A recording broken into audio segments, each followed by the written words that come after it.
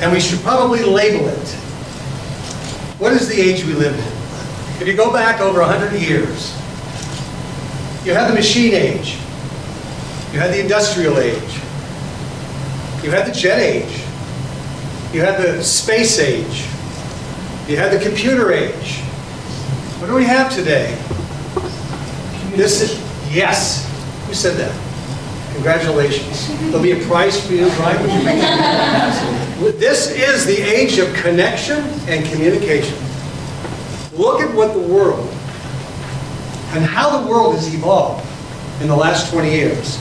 Since the internet, since social media, since digital engineering and communications, what has happened? We are a smaller world. We are connecting. Now, there's a responsibility that we must put on every single individual, professionally, personally, or what have you, to speak up.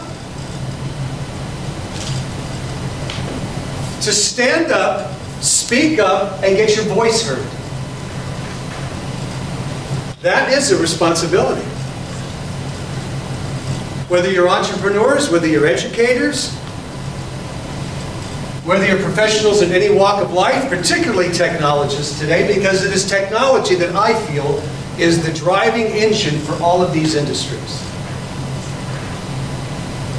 So I'm going to cover with you today some tools out of my toolkit. And I wrote this book, No Fear Speaking, because I wanted a simple, easy to learn and use and apply toolkit that anybody can apply to become a more confident, dynamic communicator. So we can really fully connect. I don't care whether you're standing in front of a small group or at a conference table, a large group, or you're on radio or television, or you're sitting down one-on-one, or you're making a negotiation with someone. It all involves what? Communication. Not this type necessarily. As my kids were growing up, I had a laugh because they were talking to each other like this at the table. And I couldn't figure out what they were doing. I thought they were playing video games and they were having a conversation. I said, this is the dinner table. And so I want to make sure that we all understand the importance of communication being a look in the eye, a hug, a handshake, a warm feeling you get with someone. We should never, ever replace that, should we? That's what attracts people to us. That's where trust comes from. That's where respect comes from. Is that embrace, that heartfelt connection. So what I would like to talk about here are the 5 C's of what it takes to be a commanding speaker. And I'm going to emphasize the first one. Commanding means not George S. Patton, I will get this job done. Commanding is inspiring. It's influencing people. It's helping people to move in the direction they want to go. That's commanding. It's not standing up and saying, I gave a great speech today because I didn't say any ums or uhs. And I said every word I was supposed to say. The attention and the focus of a great presentation is the audience. Your audience is your product. Do you care? The first ingredient is caring. And caring means, do I really have a sense of understanding? Am I really available to my audience to let them know that I care about what they care about? Do you know your audience well enough to know what your audience cares about? Because you better darn well care about it. Caring. You could replace that word with responsible. Because people who don't care aren't responsible. Comfortable. Now, I can tell you most people will come up and stand in front of an audience and they can get comfortable one-on-one, and when they approach a large group or a small group, something gets diluted, something gets added. Of course then, the idea of course is that as a speaker, as a communicator, is you're having really a one-on-one conversation with your audience, aren't you? I'm having a one-on-one with you, and with you, and with you. I'm having a one-on-one with you. I got to tell you a story, real quickly. I'm 7 years old. My father says, black and white TV. He's watching black and white TV here. You have rabbit ears pointing out of the TV set. I'm upstairs. Joey, come on down here. You got to see this. Okay, I'm 7 years old. This is back in the late 50s. And I'm hearing this bellowing sound. And the camera's panning the audience. I mean, it's a huge audience in a stadium. And it's one man with microphones in front of him. Billy Graham. Billy Graham Crusade. One man speaking to all of these people as comfortable as you might be speaking to your best friend at lunch. I looked, I said, wow, I want to do that. Well, that inspired me. I said, one man could talk to all these people? How could that be? Pretty comfortable. A person's got to be comfortable in their own skin to stand up there and go, I'm just here and you're over there. And you know what really public speaking really is? Public speaking is this. I'm looking at you, looking at me.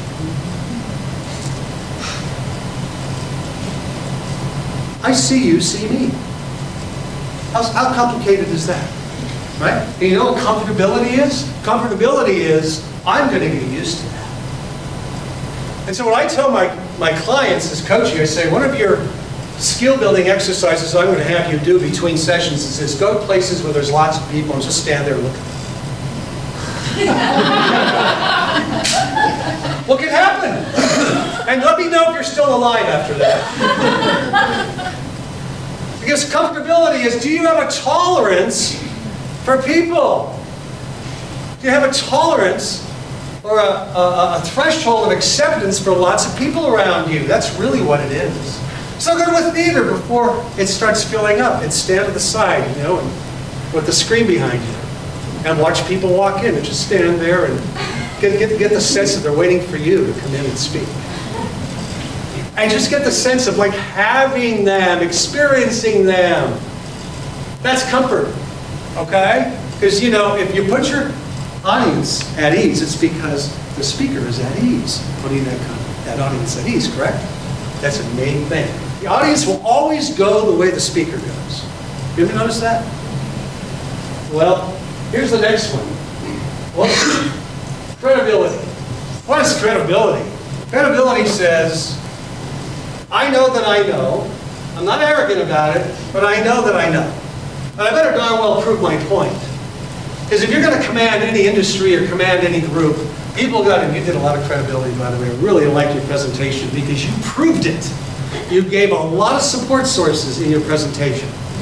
You see, and support sources say, I did my homework. You know, you don't want to make a point unless you can back it up. We're a very debateful society, aren't we? You know, people want to challenge you all the time. You make a point, you go, well, what about this? What about that? You've been a court of law and you've seen these shows on television where you have to prove beyond reasonable doubt. If you can't prove beyond reasonable doubt, where you can, one side or the other is going to win. You have to prove beyond reasonable doubt. The point you're making is true, so back it up with support sources. I have an entire chapter in my book dedicated to that. That's how important it is. You want to command an audience? Be a credible speaker. And make your points with credibility, backed up with documented evidence. You understand that one? Yeah? Here's another one for you. Confident. Confidence. Confidence. You know what money is? It's an idea backed by confidence. If we don't have confidence in the dollar, what happens to it? It loses value. And if nations around the world lose confidence in the dollar, if I don't have confidence that a plumber's going to do the job, you think I'll hire that person? If I had a choice of 3 plumbers and one of them really gave me confidence they're going to get the job done, I'm going to hire that person. The confidence in public speaking is not something where you're hooraying all the time and you're just this motivational attaboy attitude and you're jumping up and down and it's nothing but marketing hype like an infomercial. That's not confidence. Confidence is certainty of what you know. That you can deliver that certainty without any hesitation or any backtracking. You know what that is? That's knowing what you know. That's confidence. And I say you can have a 350-pound, 4'7" guy with Coke bottle glasses, and that person can look as confident as anybody. Because it's not outward. That's the difference. Now, ooh, charismatic. You notice I put the heart in there. Why? Because charismatic does not mean, you know, a religious zealot or a political fanatic. Charismatic means you can take your heart and your soul and extend it to your audience and make them feel what you're feeling. You're out of your body a little bit. You're sort of extended out a little bit. You're not in here. You're out here. I did a lot of performing art work in my life. I'm a singer. I've trained professionally. I've done a lot of recording. I've trained singers and coached them. And I had my own music production company, still do. And you guys are lovely, by the way. Great job. I have to give you kudos. Okay? And I have to tell you, when you're singing a song, you've got to send it out. It doesn't remain over here. You can feel it, but if the audience doesn't feel it, what good is it? Because that's what you're walking in to spend your $75 a night for that concert. Those dollars, that performing artist's ability to get that emotion across and give you their rendition of what that song is all about is what you pay for. That's charismatic. That is the passion, the purpose-driven passion that you bring to everything you say, whether it's a song, everything you mean. You're bringing purpose to your group, to your work, to a one-on-one. You're showing up. You're showing up. What does it mean to show up? It doesn't mean physically. When I want my speakers to show up after I train them, I want to see who they are in front of their audience. I want that to be conveyed. And every single one of you, I know that you might not consider yourself speakers, but you are. Communicate every day. You're creating an effect on people every day. You're influencing people every day. Why not inspire them with being a more commanding speaker? Okay? Now what I did is I've noticed that I had to break this down even further. These are qualities, aren't they? Which you see up here. Well, I had to break these down even further because I have a major section of my book called Authentic versus Synthetic Speakers. Okay? This is where you have the authentic being the genuine, the individual himself, herself, the natural person. The synthetic is a hodgepodge of all kinds of things. Like I think today I'll just add Meryl Streep to Clint Eastwood and come up with some identity. I think they'll like that. Because it's a winning one. Everybody loves them. In the meantime, you're on the back burner. What happened to you? You didn't show up. So we're going to knock this out. I did this in a little bit of what's called a dichotomy. Authentic versus synthetic. So we're going to look at some traits now, okay? You ready for this? First one, extroverted, introverted. What do I mean by that? Extroverted, your attention's out there, not in here. If you're in here, what happened to your audience? Gone. You just alienated them because you're thinking. This is why it is so important to rely on what you know rather than a script. I am an unscripted coach. I help people rely on what they already know. So they're extroverted. So they walk and you can have trigger words or prompter phrases that tell you what to do next. But don't leave yourself out of the picture when you're speaking. Because your job, responsibility, your crusade, I should say, is that you're leading them somewhere.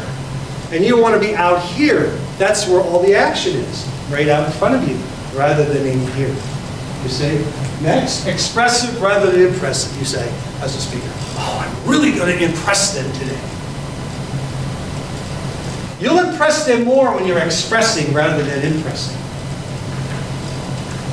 You know, and a person trying to impress is the attention's on themselves again. It's more introverted than it is extroverted, isn't it? So be very expressive. Unleashed speakers. Unleash yourself. Express what you want to say. Give them a feeling when you're telling your story that what you're feeling, get them to feel it.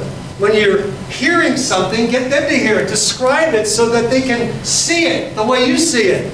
Take them through that journey so you're expressing. You'll get more impact on your audience that way than ever.